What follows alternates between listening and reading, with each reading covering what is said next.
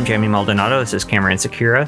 This week we talk about shooting 4x5 film, and I got a drone. But first, let's actually see the shoot with 4x5 film and also my Fuji GFX 50s medium format camera.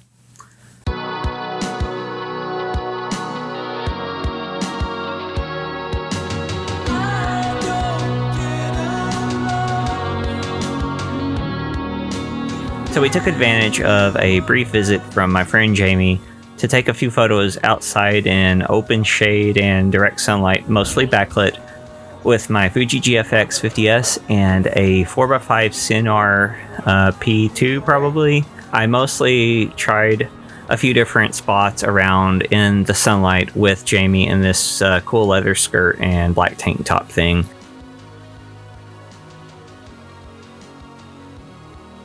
Across the background, and stuff, Jessica's just all over that. Yeah, that sounds about right.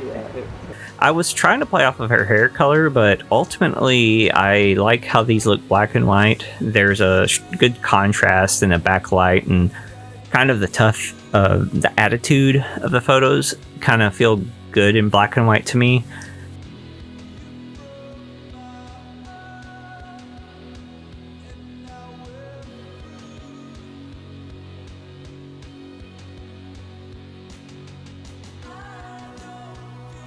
I also shot this picture of Jamie in this yellow dress with my digital camera, and as she was leaving the trampoline, there this ladder there, and I had her sitting there because I liked the antenna, and it made me really think of, like I said, the dying days of summer thing, wistfully looking in the distance as the sun sets, the TV antenna evoking my childhood and a lot of other people's childhoods, but also a sense for connection and a yearning that is present at this time of year.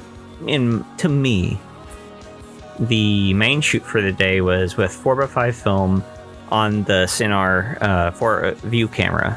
I actually didn't load the film until I was on location, so as you'll see here, I loaded in a changing bag I got off of Amazon for about 20 bucks. I loaded the film like I showed you in the last episode in pretty much blazing sunlight. I was in a little bit of dappled shade. I think it did pretty well. It was pretty cool. My hands were a little sweaty because it was like 100 degrees outside, but hey, you know, small problems. Anyway, I saw this trampoline where we were shooting, and I've kind of had this death of summer theme going, and I thought that would be a perfect kind of end of summer moody trampoline shot with her in her dress. So I set that up, and I used a 90mm lens, which is pretty much like super wide angle on 4x5. I decided to go full wide angle with a 90mm. It was pretty close. It was kind of a tight opening I was shooting through. It was not perfect distortion wise, but it worked out pretty well. So you see, as I have it set up here, I take the front standard and I do the rise with that. And what that does is, when you're shooting on a view camera, it shoots upside down and backwards. So when I raised it up, what that did was increase the amount of sky in the photo, and you'll see it in a second. So I did that to reduce the empty space, the negative space at the bottom of the photo, and place it at the top. So I wanted more sky in the photo. So that was a simple movement born out of practicality.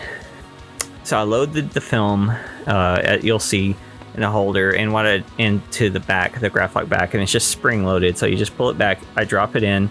There's a little lip where the film holder will go under, where you know it's light tight. Open the iris, turn your f-stop all the way open, and on this one it's probably like f5.6. That's very shallow depth of field on a view camera, trust me. The depth of field effect is one of the reasons that you might be very interested in shooting large format. So you open up all the way, because the iris is manual. When you're shooting on a 35mm camera, they're so automatic now that they automatically open the iris while you focus, but then they close it right before the shutter trips. So you open up all the way, and then you focus, and focus is achieved through the back standard usually. You usually have knobs, or you pull it, and you just take your time. You try to find something like, if it's on a design on a dress that is kind of the same plane as the face. I use that to focus, and it worked very well in this case. Bring it in focus, go over, back to out of focus, and back it up a little bit. I didn't want a long exposure, so I shot at f8 on this, and I knew that would give me a little bit of depth of field to work with, so if I did error a little bit, I'd be okay. It might have been better to have done f22, but that requires a lot of light, and it would have been a longer exposure. I could have shot with 400 speed film, and it doesn't show grain nearly as much. Although a lot of people will just do 1 second exposures and they just sit still, and it can create a neat motion in the photos. The one that worked was 1/60th of a second at f8. I developed it in monobath, FF number 1. I am broken, all the things that used to make me who I was aside somehow.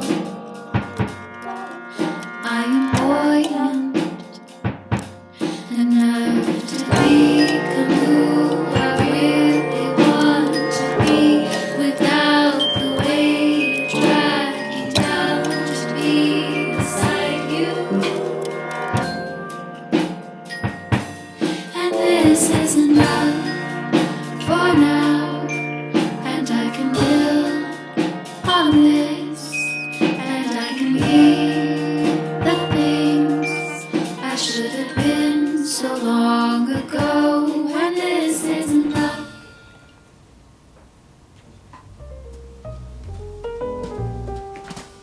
While I was watching that footage, I realized you couldn't see the front of the lens very well. So here's a quick explainer about how this all works.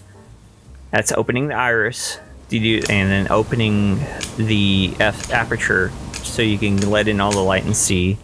There's the actual aperture ring. It's just a little thing on most cameras, or most lenses, and you can kind of see the iris opening and closing.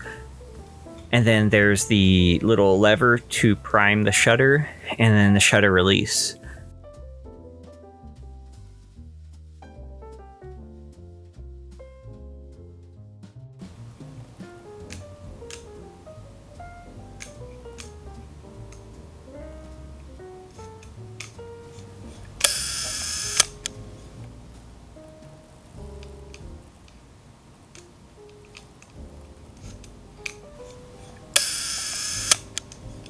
Dorothea Lange said, "A camera is a tool for learning how to see without a camera."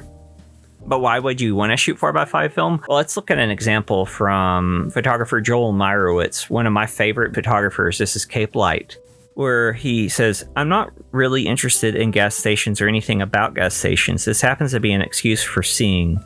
Look at this photo, upside down, which is how I see it in the camera. This was the most wonderful skating pond I've ever seen, filled with the rippling effect of this fluorescent light zigzagging across the crimped aluminum pitted against the gold of the sky. Restated again in the upside downness of those lanes on that ceiling of that building, seen now as another floor. The whole inversion was exciting. I don't care if it's a gas station or a rubber raft or a crappy little house. That's not the subject." And the view camera is an excellent tool for learning how to see. It breaks it down upside down and backwards in the ground glass. It abstracts your compositions. You have to be so intentional and slow and make sure you don't leave out a step or mess up your kind of expensive film that you take a lot of time. You consider it closely because you really don't want to waste the film. You can shoot a little bit more than you would with like 8x10 or something, but you have like 6 to 10 sheets for a shoot, and you really don't want to use more than that, and you want to take your sweet time considering. So go ahead, and if you can get your hands on a view camera, absolutely do it. Find some expired film maybe so you can learn. Here are a couple of accessories that you can get to develop at home, which is the Mod 54 Patterson tank thing, which I think I'm probably going to wind up getting soon. And they also sell it in this kit with a Patterson tank. It's a 3-reel tank, by the way. You would want to put that in there. There are a couple of other items that can do it, but also you can just buy little trays. If you have a completely dark room, you can develop film in trays. And I've developed 8x10 in trays. It is kind of fun to tray develop film because when you put it in the fixer, you can actually feel the emulsion kind of harden. Hopefully this kind of makes it less intimidating to drag that camera out, and ultimately you're going to have to waste a little film. That's how you learn. You can't just, not everything's so precious that you're just not going to be able to shoot it. It's expensive, but not that expensive, okay? And that's just part of the game, and you'll get more than you think out of it. And the more you learn and occasionally waste up front, the less you're going to use in the long run, and the better your results are going to be. Hopefully that's your inspiration for the week.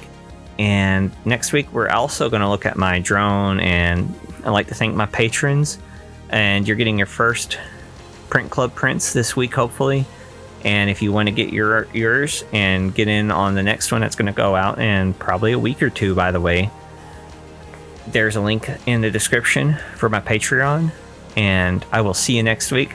If you like these behind the scenes videos, feel free to subscribe and like the video. Turn on notifications so you don't miss anything. I post weekly. Thanks, and I will see you next week. Bye.